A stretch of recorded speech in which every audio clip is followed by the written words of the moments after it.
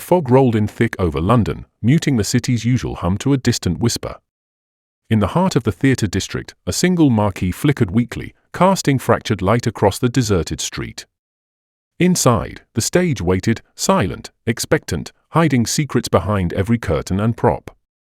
Detective Inspector Alistair Finch stepped into the shadows, trench coat drawn tight, hat low, and eyes sharp. Tonight, the familiar world of theatre, footlights, velvet curtains, and whispered rehearsals would be a crucible of danger, where every movement mattered and every shadow could conceal a deadly intent.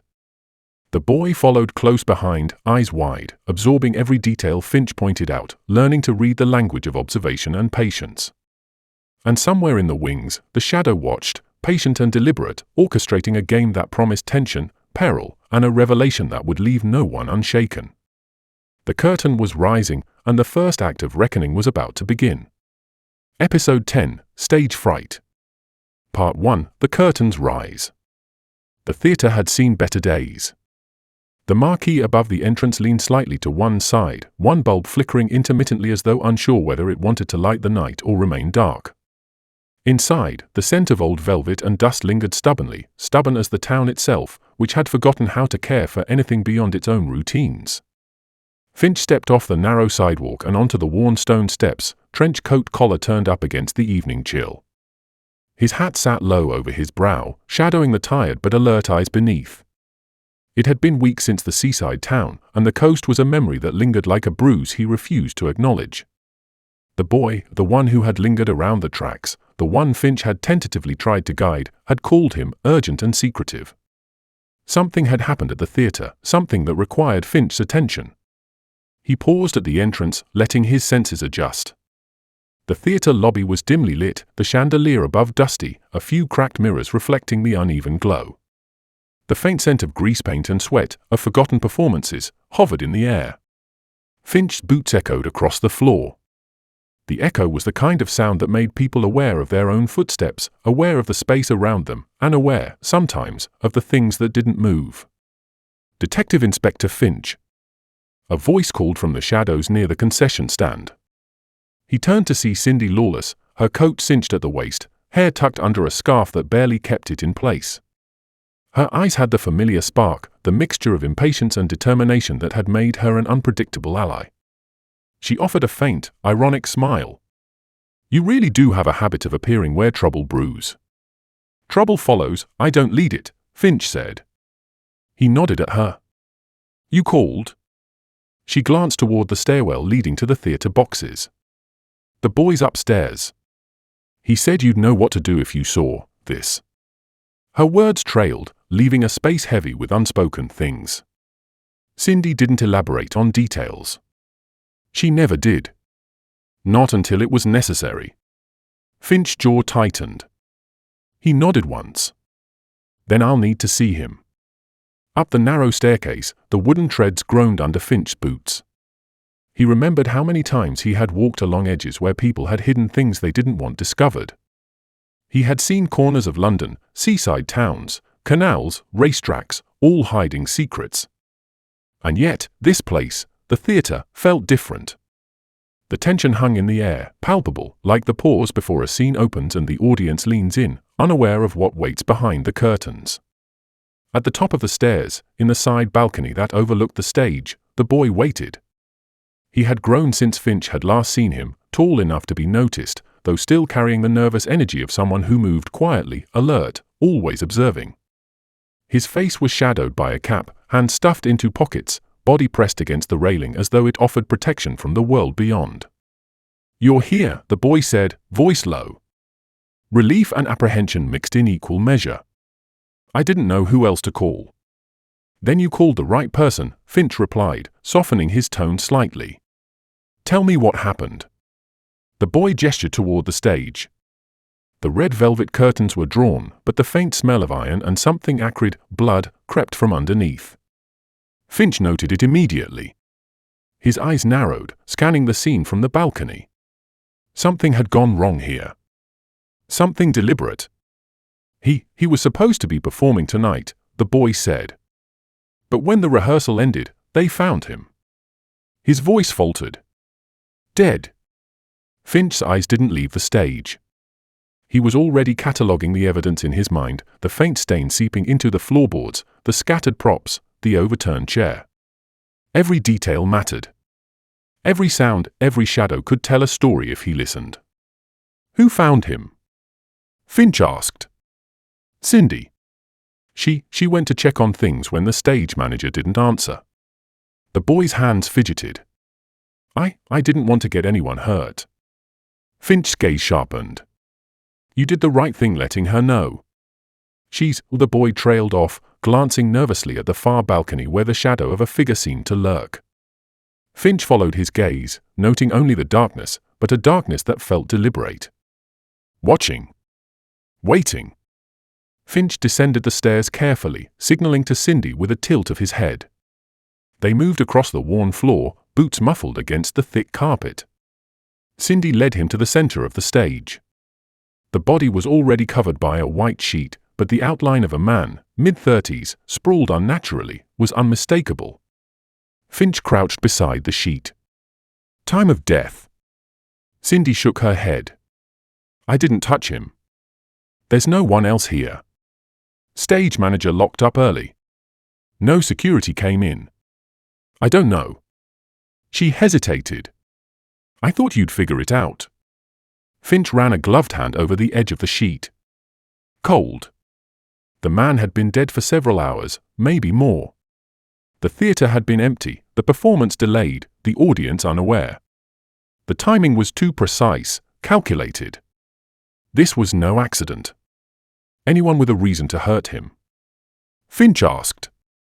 Cindy shrugged. He was a young actor, ambitious, liked by the director, annoying to half the crew. Nothing that seemed deadly.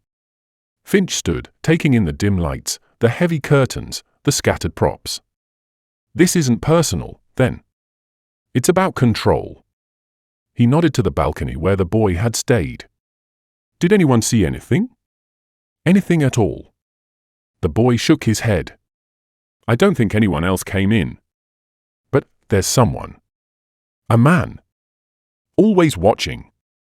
Always quiet. He comes and goes, sometimes I see him from the alley behind the theater. I don't know who he is. Finch's gaze hardened. A shadow, he said softly. And we'll find him. Eventually. Cindy stepped closer. You think he's connected? I don't know yet, Finch admitted. But the timing, the precision, that figure isn't just passing through. He wants something. And it won't end here. Finch straightened. Keep the boy out of sight. I don't want him wandering back into someone's plan.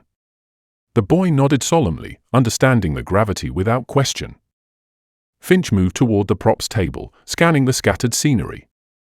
Stage lights hung above, some still flickering. He noted the traces of a struggle, though minimal, professional, precise. Someone had wanted to make a statement without drawing attention until the last possible moment. Cindy leaned against the edge of the stage, arms crossed. You know something, she said. I can see it. I see patterns, Finch said. And this one is deliberate. Someone's leaving us a story to follow. Or a trap. Finch allowed a small nod. Both are possible. Unlikely. They paused as a draft swept across the stage, ruffling scripts and props. Finch listened. No footsteps. No voice. Only the faint hum of electricity and the creak of old wood. Still, he felt the eyes in the darkness, imagined or real. Someone was watching. Always watching. The theater isn't safe tonight, Finch said. We secure it. Lock it down. Nothing leaves, nothing enters without notice. We wait for more evidence. Cindy nodded. And the boy? He stays with me, Finch said. At least until we know we can trust the shadows. The boy swallowed, uncertainty etched across his features. Finch gave him a steadying glance. You did right today. That's all I can ask. For now.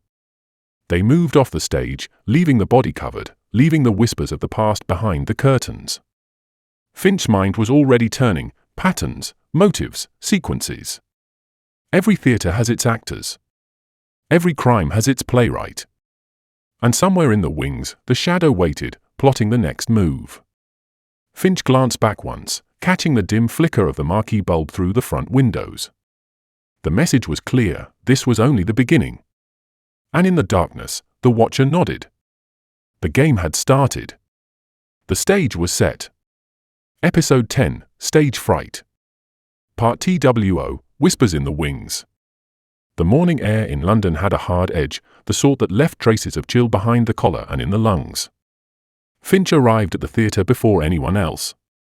The boy was already there, standing silently in the alley behind the building, hands in pockets, eyes scanning the brick walls as if expecting the shadowed figure to emerge from them.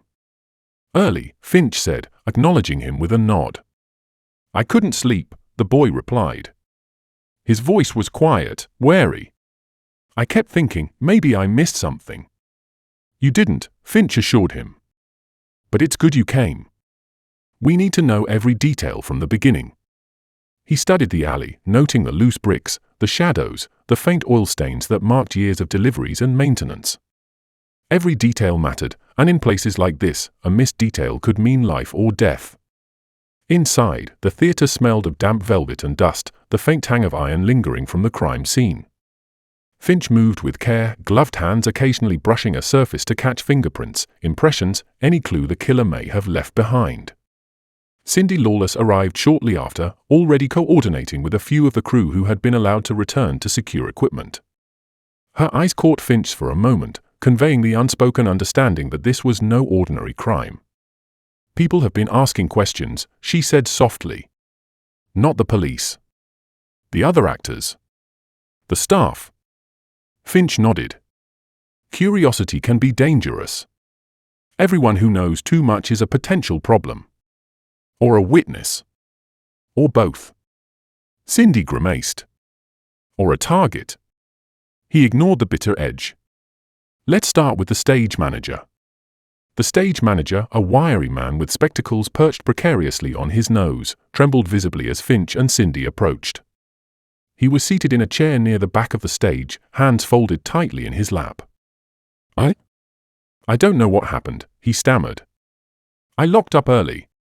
Everything seemed normal. We were rehearsing," his gaze flicked nervously toward the covered body. "Did anyone enter the stage while you were gone?" Finch asked, voice calm but direct. The man shook his head. "No. I don't think so. I locked all the doors. Lights, too. Nobody else." Cindy interrupted gently. "The boy saw someone outside. A figure. Could that have been him?" The manager swallowed. I don't know. I didn't see anyone." His hand shook. Finch noted it, aware that fear sometimes warped memory as easily as lies.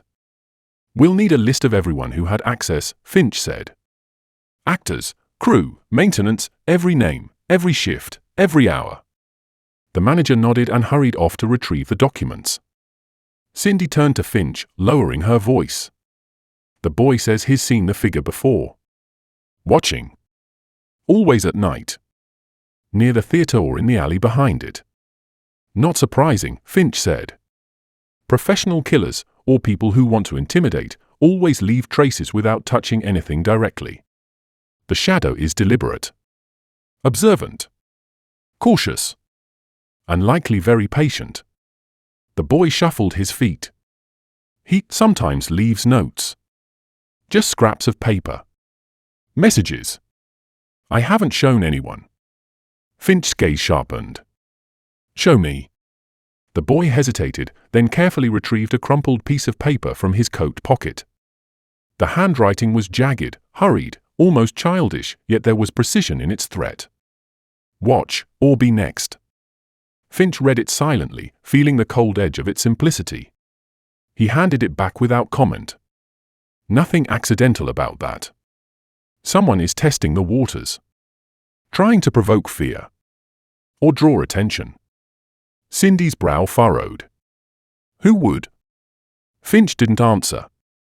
He was already cataloguing the possibilities. The boy had returned for a reason. The killer, now more than a shadow, was playing a careful game. Finch had to move methodically, knowing the next step could trigger something irreversible. He led them to the dressing rooms. Each actor's area was small, cluttered with costumes, personal belongings, and the faint scent of perfume or sweat. Finch observed the arrangement, noting where access might have been easy and where obstacles could have been placed to delay discovery. A young actor emerged from a dressing room. "Detective," she said nervously, voice shaking. I didn't see anything, but I heard something. Someone moving around backstage last night. Quiet footsteps. I thought it was just the stage manager," she trailed off, eyes wide. Finch's gloved hand rested lightly on the back of a chair. "You heard footsteps," he repeated. "Did you see anyone?" "No. Just shadows." She swallowed. "I thought it was part of the rehearsal, maybe a prop moving, but it wasn't."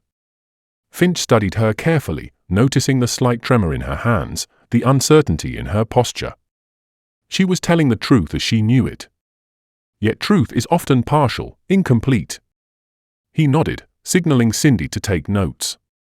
Hours passed with Finch moving from room to room, questioning actors, crew, and anyone who had access. He observed the subtleties, a missing button, a scuffed shoe, a misplaced script. Nothing screamed guilt, but everything whispered attention to detail. At one point, Finch returned to the balcony where the boy had been waiting the previous evening.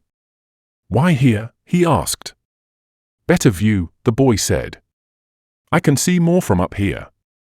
The alley, the street outside, even the side door." His eyes were sharp, scanning. "Sometimes he comes at night." The figure. "Watching. I've tried to warn people, but they don't believe me." "Most people don't see shadows until they move in the light," Finch said softly. The boy looked down, hesitant. "Do you think he'll come back?" Finch considered this, eyes narrowing. "Yes. And we'll be ready, or at least we'll try." Shadows can't resist attention. As the day wore on, Finch made a circuit of the stage, observing how the lighting might have obscured movement, how props could conceal a weapon or a passage. Cindy stood nearby, hands crossed, watching him work. "You make it look easy," she said. "I make it methodical," Finch corrected. "Easy implies luck. We don't rely on that." She shrugged. "Still, I don't know anyone else who'd notice the small details like you do." "Details," Finch murmured, "are the first truth a shadow leaves behind." He paused by the covered body, noting the faint smudges on the floorboards and the subtle shift in air circulation near the stage wings. Someone had planned this meticulously, but not perfectly. There were always hints. And Finch would find them. Late afternoon shadows stretched across the floor as Finch reviewed notes and observations. The boy remained close, quiet, absorbing the atmosphere with an intensity that bordered on fascination. Cindy stood nearby, occasionally checking in with stage staff, her presence both protective and reassuring. Finch's mind circled back to the shadowy figure. He had glimpsed patterns before, timing, placement, and the precision of leaving messages without being seen. This was deliberate, almost ritualistic. And he sensed that this figure had more than a single aim, more than just the murder. The performance, the message, the observation, it all hinted at a plan that had yet to unfold. The boy shifted nervously, breaking Finch's contemplation. "Detective, you think he knows we're watching?" Finch's gaze hardened. "If he doesn't now, he will soon. That's why we remain cautious. And that's why you stay hidden when I say. People like him test limits. And limits can be deadly." Even as the boy nodded, wide-eyed but resolute, Finch felt the presence of the shadow more keenly. The figure was patient, smart, and deliberate, leaving breadcrumbs for the observant to follow. Finch intended to follow them, but the figure, the shadow, was setting the rules. And Finch knew every rule in a game like this carried the weight of consequences. As evening fell, Finch gathered the notes, reassessed the scene, and began to plan the next stage of his investigation. Every actor and staff member would be spoken to again, every room examined, every exit considered. The shadow was patient, but Finch had patience too. And a keen awareness that the smallest detail often became the most vital. The theatre, Finch thought, was a living organism. Each prop, each curtain, each flickering light held part of a story. And somewhere in the wings, hidden in the shadows, the villain waited, watching. Tonight, the stage was silent. But tomorrow, the performance would continue. Part 3, Backstage Secrets. The next morning, the theatre felt different.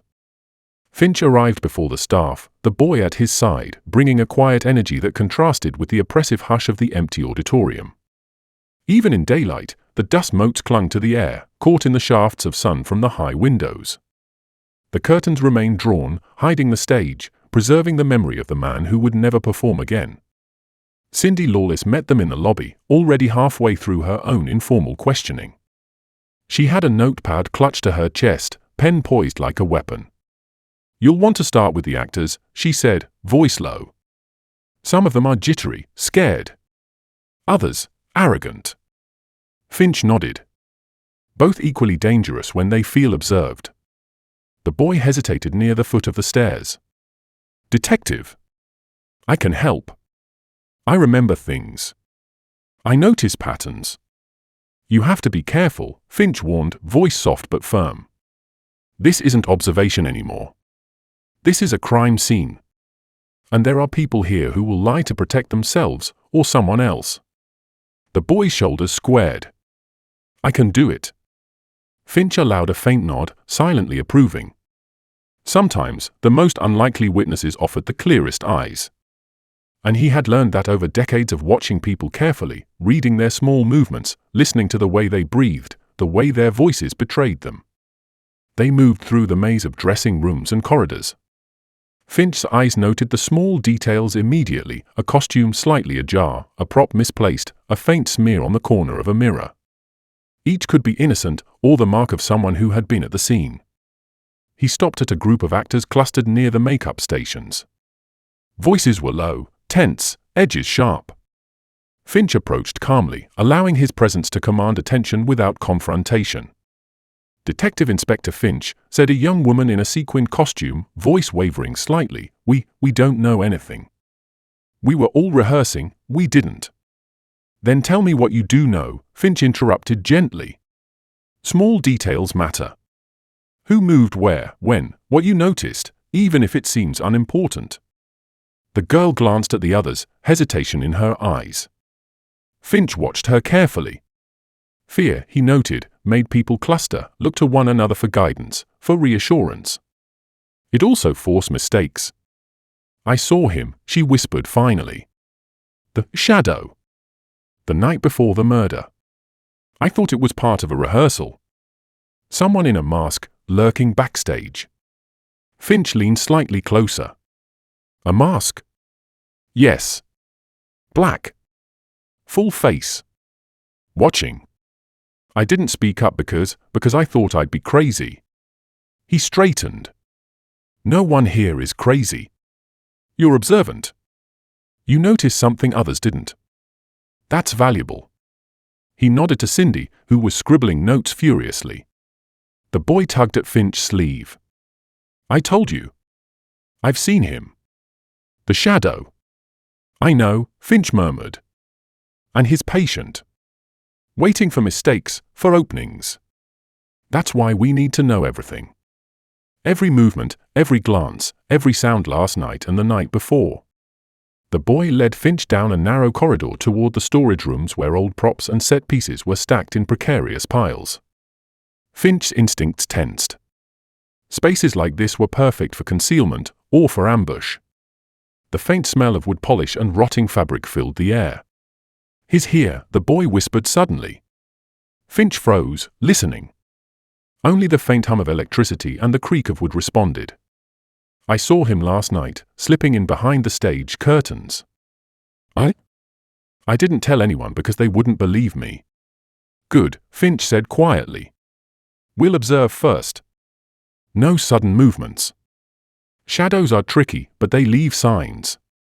They moved closer to the stage wings, the boy pointing out subtle disturbances in the dust on the floor, faint scuff marks near the exit doors. Finch knelt to examine them, tracing the lines with a gloved finger. "Not a careless person," he murmured. "This is deliberate. controlled. Someone used the theater itself as part of the plan. Cindy approached, scanning the ceiling lights and rafters. I've checked the fire exits, the catwalks. Nothing unusual. But someone could be hiding above us. Finch nodded. Possibly. And if they're careful, they'll leave minimal evidence. That's why patterns matter more than footprints. A muffled sound came from behind one of the stacked scenery flats, a metallic clink. The boy stiffened, eyes wide. Finch signaled for quiet, moving closer. The sound repeated, soft but deliberate, almost a rhythm. Someone's here, Finch said. But they're hiding. Watch the exits, the hallways. If they move, we'll know. The boy's fingers tightened on the railing. Should I go get help? No, Finch said sharply. We manage this ourselves. Too many people would stumble into danger. Cindy placed a hand lightly on Finch's shoulder. I've got your back. Finch acknowledged her with a subtle nod, then crouched beside the nearest prop flat, peering around it. He caught the faint gleam of metal, a hand, gloved, resting against a crate. He stayed still, heart steady, noting the position, the light reflection, the slight shift in shadow. The figure moved again, just a fraction, but enough for Finch to note the deliberate caution. Whoever it was, they were not sloppy. They were patient. And they knew the theater, its exits, its hidden spaces, intimately. Follow my lead, Finch whispered to Cindy. They moved in tandem, silent, fluid, keeping the boy behind them. The figure shifted again, but Finch's eyes tracked every movement. When he reached the edge of the prop stack, the shadow had vanished. No trace remained, except a single, small envelope, left conspicuously atop a crate. Finch picked it up carefully, noting the handwriting, jagged, hurried, the same threatening tone from the previous note. Inside, a single message. You are too close. Stop watching, or someone else will pay the price. Finch's jaw tightened. The shadow is escalating. They want us to feel watched. To make a mistake. Cindy's voice was quiet, tense. They're playing a game with us. And we'll respond on our terms, Finch said. But carefully. Every move from now on must anticipate the next. And whoever left this knows that we'll notice. The boy leaned closer, voice trembling slightly. Detective, what if they come for me? Finch turned, resting a firm hand on his shoulder. Then we protect you. That's our job. But you stay close, stay quiet, and trust us. No heroics. Hours passed in careful observation, questioning, and cross-checking statements from the actors. Finch's methodical mind catalogued the anomalies, a missing prop, a slightly bent stage light, the subtle smear on the railing where someone had been perched in the shadows. Each clue was insignificant in isolation, but together they painted a picture of a patient, meticulous adversary. As evening fell, Finch and Cindy gathered near the stage, the boy still alert at the side balcony. The theater was quiet now, the emptiness pressing against them like a living weight. Finch glanced around, noting every shadow, every flickering light, the faint hum of electricity through the stage wiring. The figure will move again, Finch said softly. And when they do, we must be ready. But we don't chase blindly. Patience, observation, timing, those are our weapons. The boy nodded, understanding the gravity. Cindy glanced at Finch, eyes sharp. You think they'll reveal themselves tonight? Finch shook his head.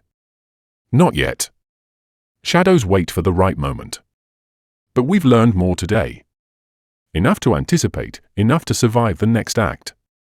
They left the stage in a careful circle, checking exits and windows, ensuring no unnoticed presence lingered. The theater had been quiet, but Finch knew the silence was temporary. Somewhere in the wings, the shadow waited, plotting the next move. And Finch, as always, was ready. Excellent!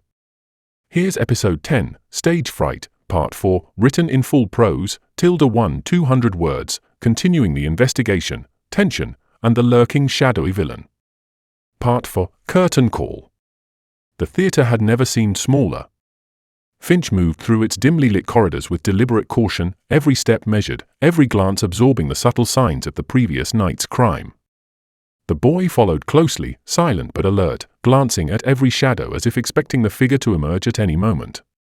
Cindy Lawless brought up the rear, her presence a protective buffer that Finch allowed without comment. "This place is a labyrinth," the boy whispered, voice barely audible. "I keep thinking I know where everything is, but it changes at night." "That's how theaters work," Finch murmured. "They're designed to mislead, to surprise. Every shadow, every trapdoor, every hidden wing is part of the illusion. And someone has used that illusion to their advantage." Cindy adjusted the scarf around her neck. "You mean the shadow?" Finch's jaw tightened. "Someone patient, deliberate, and very careful. They understand the stage better than most of the actors themselves. That's why we need to think like them, anticipate their next move." They began questioning the actors again, one by one, revisiting statements, cross-referencing the earlier interviews.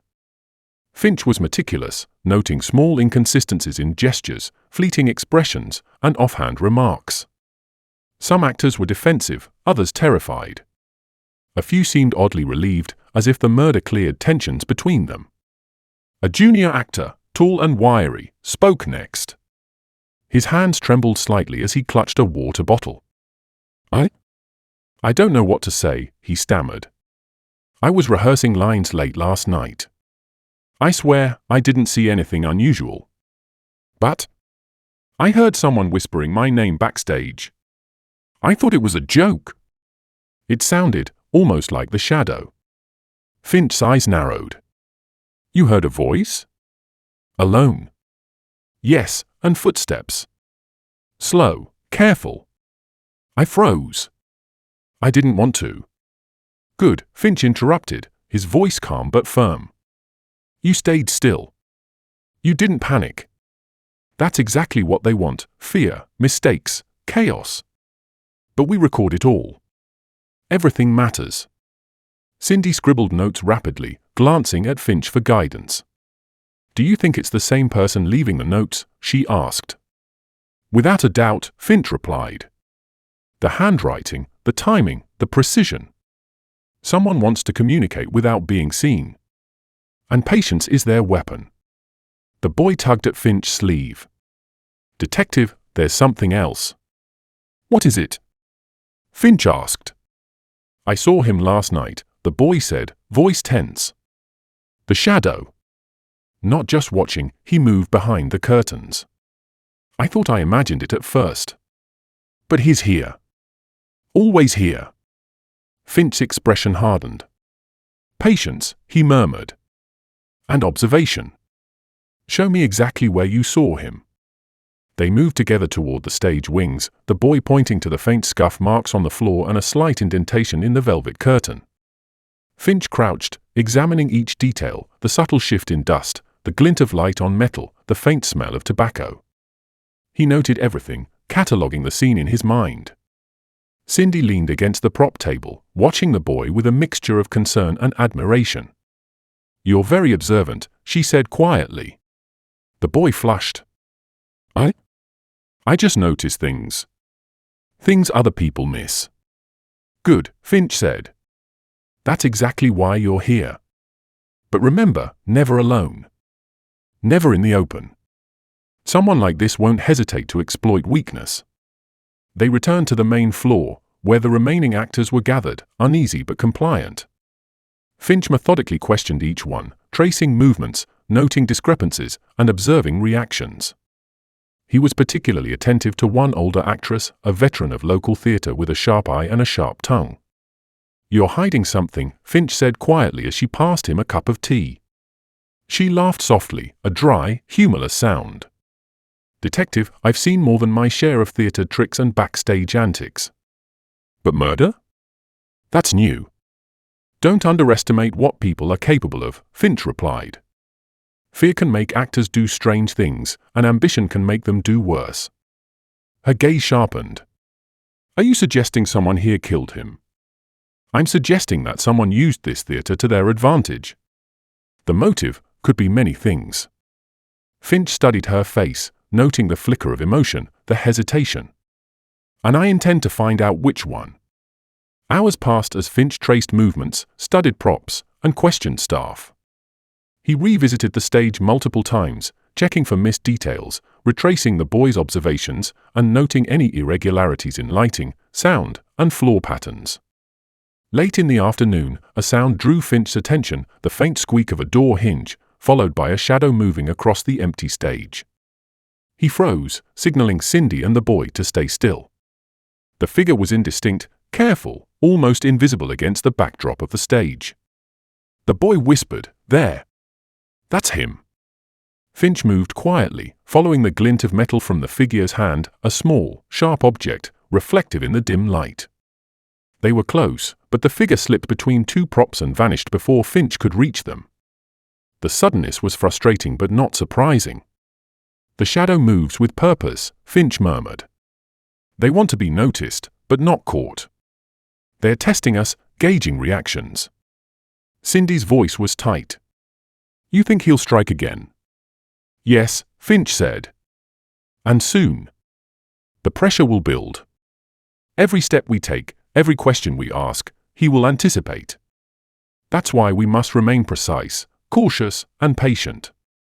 The boy leaned on the balcony railing, pale-faced. "I don't know if I can stay calm," he admitted. Finch placed a steady hand on his shoulder. "You don't have to. You just need to notice, report, and stay safe. Everything else is my responsibility."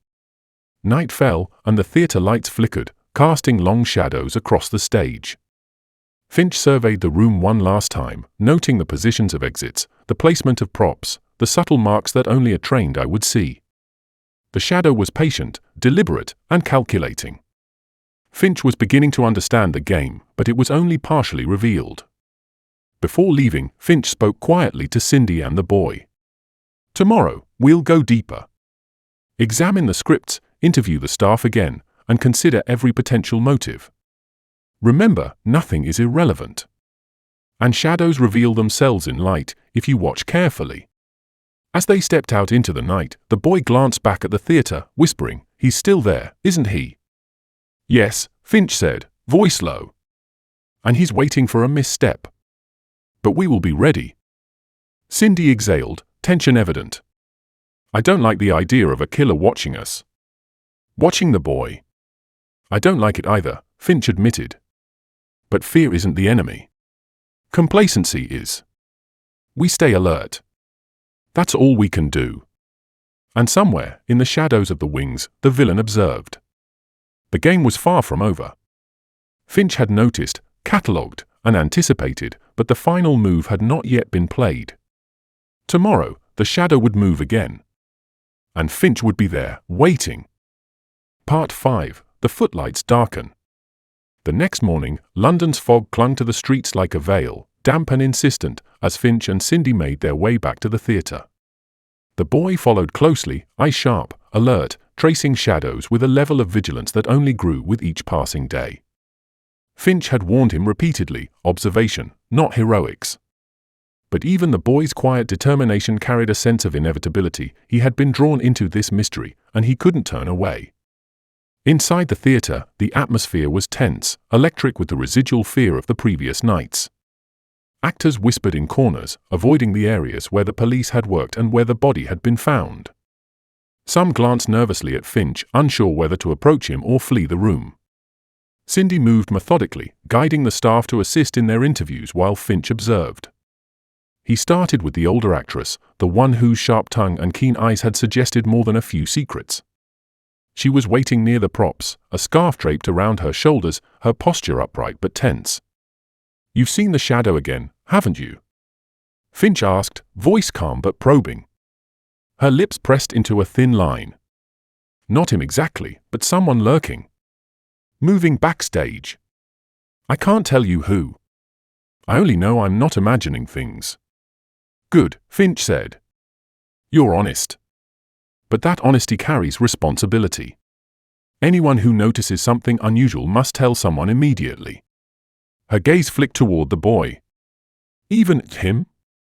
"Yes," Finch replied without hesitation. "Even him." The boy shifted uneasily but remained quiet. Finch nodded approvingly. Observation required patience, not words. Moving deeper into the backstage area, Finch noticed subtle inconsistencies in the storage room. Props were slightly out of place, costumes hung unevenly, a faint smudge of dirt on a platform that had been polished the day before. He crouched, examining each anomaly carefully. "They've been here," Finch murmured. "Or someone has manipulated the environment to suggest activity. Either way, the shadow is testing us, leaving breadcrumbs." Cindy leaned close. "Do you think they want to be caught?" "No," Finch said. "They want us to notice without acting rashly. Control is the goal. Fear is the tool. Every misstep will be observed." Their attention shifted as a new actor emerged from the rehearsal room. His clothes were rumpled, hands trembling slightly. "Detective, I need to tell you something." I overheard someone talking about the night the man died. About a plan, about hiding something in the wings." "Who was it?" Finch asked, voice calm, but with a hint of steel. I don't know the name. Just voices. Quiet. They didn't expect me to hear. But it sounded serious." Finch's eyes narrowed. "Did they mention why?" The actor shook his head. "No, just that it had to be done perfectly. That nobody could notice." Cindy exchanged a glance with Finch. "This is more organized than we thought. Not just a lone shadow." "Yes," Finch said. "And the longer we wait, the more they observe us. The boy's been right all along. This is deliberate. Calculated." Hours passed in meticulous interviews. Finch moved from room to room, examining props, checking exits, and questioning every actor and crew member he could find. The boy shadowed him silently, occasionally whispering observations that Finch recorded mentally. Cindy worked the floor, gathering statements and calming nerves. Late afternoon brought a breakthrough. Finch noticed that one of the side doors backstage had faint scratches near the latch, suggesting repeated use. Dust near the door frame had been disturbed, subtle but visible to the trained eye. "Cindy," Finch whispered, "the shadow is entering through here. Or using it as a backup escape." She followed him to the door, examining the marks carefully. "You think they'll come back tonight?" "I do," Finch said. "And we'll be ready. But first, we need to predict the pattern. Someone like this won't act randomly. They follow a rhythm." The boy tugged at Finch's sleeve. "Detective, I saw him last night. Near the lighting rig. High up. Watching." Finch's eyes darkened. "Good. That means we're being observed. And the moment we act, they will know." As evening fell, Finch orchestrated a careful sweep of the stage, checking the catwalks, lighting rigs, and storage areas. Cindy shadowed him, noting exits and potential concealment points. The boy stayed near the balcony, alert and silent. A sudden sound, metal against metal, echoed from the far side of the stage. Finch froze, signaling the others. The boy's eyes widened. "There!" Finch moved with deliberate caution, gloved hands brushing against props, his gaze tracking the source of the noise. The figure was elusive, slipping through shadows, barely visible. Finch followed, noting the faint glint of metal on their hand. Before he could reach them, the figure darted into a narrow corridor and vanished. Only a single envelope remained on a nearby crate, the handwriting familiar, jagged, threatening. Finch opened it carefully. "Stop probing, or the boy will pay." He exhaled slowly, pocketing the note. The shadow wants a reaction. They want fear. And we must not give it to them. Cindy's eyes narrowed. "We can't just wait. He's escalating." "Yes," Finch agreed. "And that's why we prepare. We anticipate. We study. And when the shadow acts, we act in turn." The boy shivered. "I don't want anyone to get hurt." "Neither do I," Finch said quietly. "But danger is inevitable. What matters is control and observation. We've learned enough today to limit mistakes, but not enough to act recklessly." The night deepened, bringing with it an eerie quiet. The theatre seemed alive, its empty corridors echoing faint whispers of movement that may or may not have been real. Finch stood near the center of the stage, surveying every detail, the faint scuff marks, the slightly ajar curtains, the dust that had shifted overnight. Somewhere in the shadows, the villain watched. Silent. Patient. Calculating. Finch could feel the tension, the deliberate precision, the careful orchestration of fear. The game was far from over. Tomorrow, Finch said to Cindy and the boy, we'll revisit every line, every prop, every possible motive.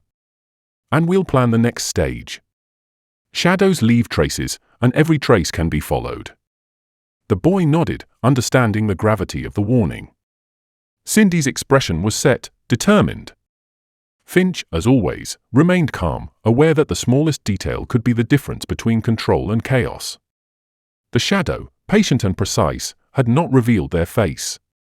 But Finch sensed the pattern emerging, like a faint melody behind the noise of everyday life.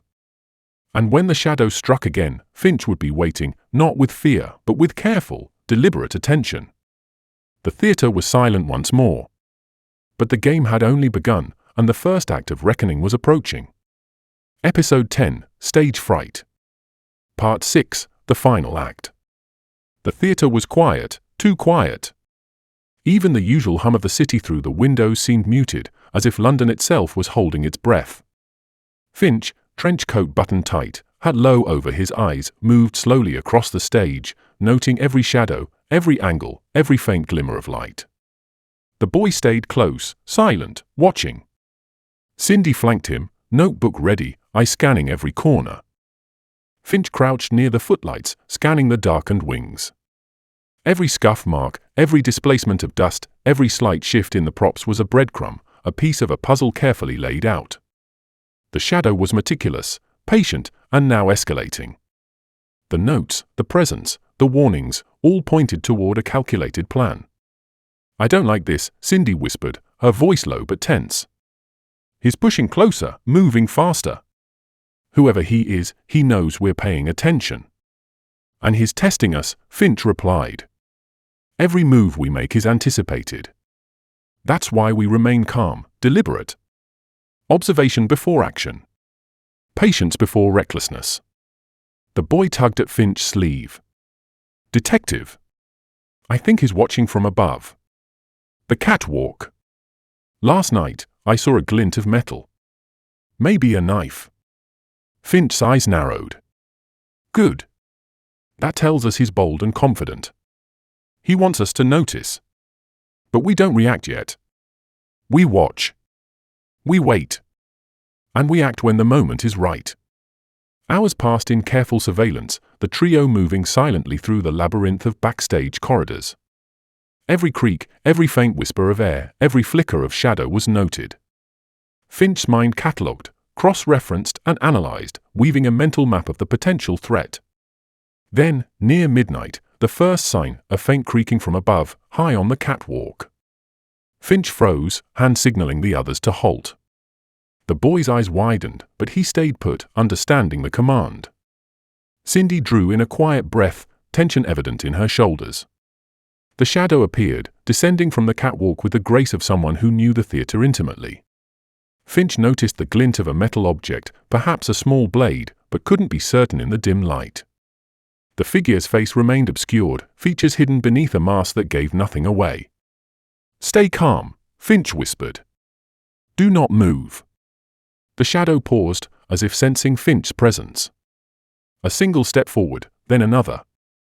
Finch's eyes tracked every movement, memorizing angles, estimating distances. When the figure reached the center of the stage, Finch spoke, voice calm but commanding. Show yourself. The shadow hesitated, a slight shift of the body, then a voice, distorted but deliberate, Detective, you shouldn't have come here. Finch's gaze didn't waver. You've been observed. Your movements, your plans, every detail. There's nowhere in this theatre you can hide without leaving traces. A soft laugh, almost mocking, echoed in the empty auditorium.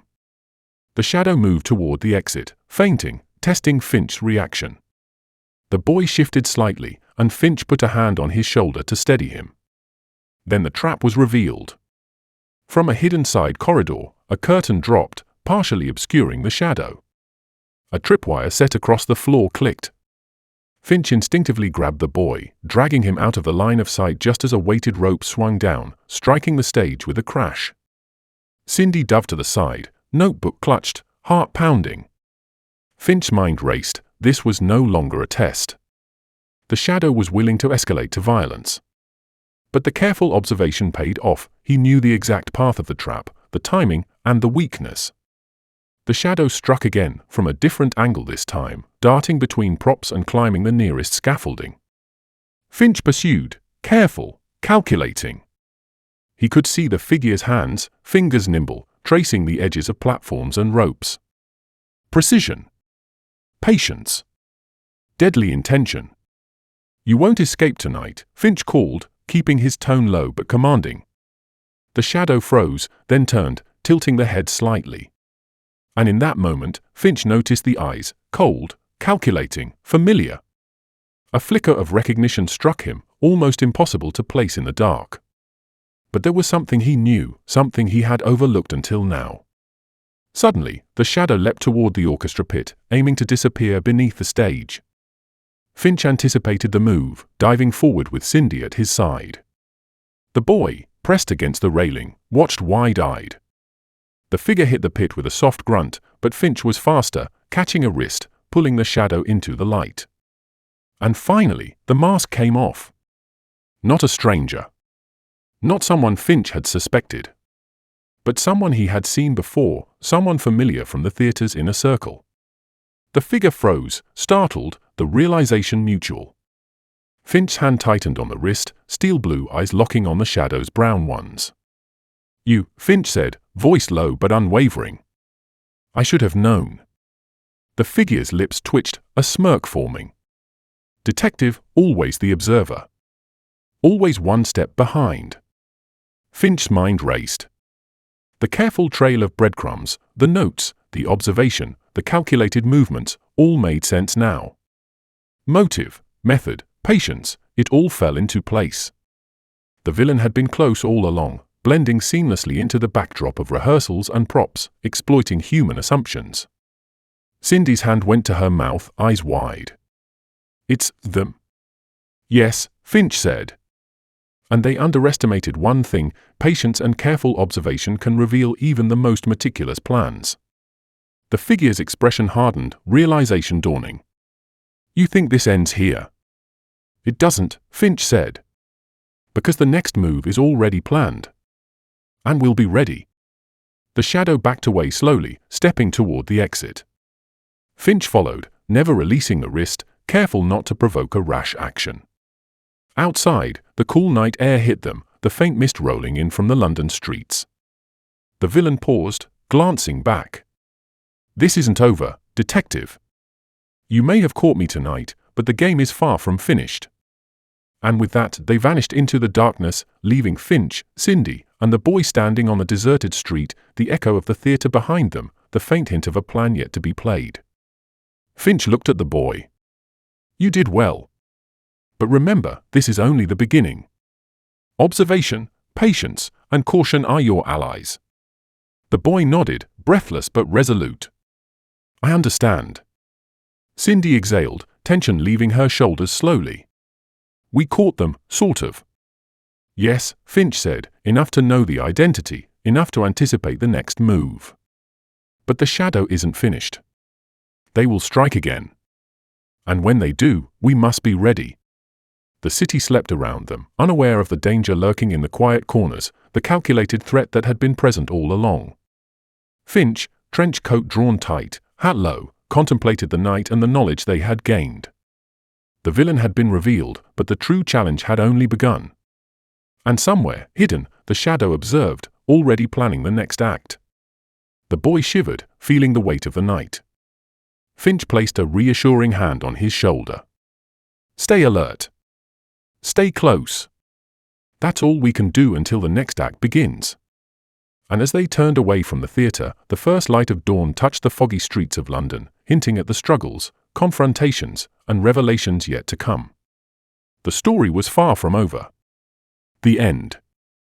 Series note: the shadowy figure remains a looming threat. Their identity and motives are partially revealed, ensuring the story feeds into episode 11.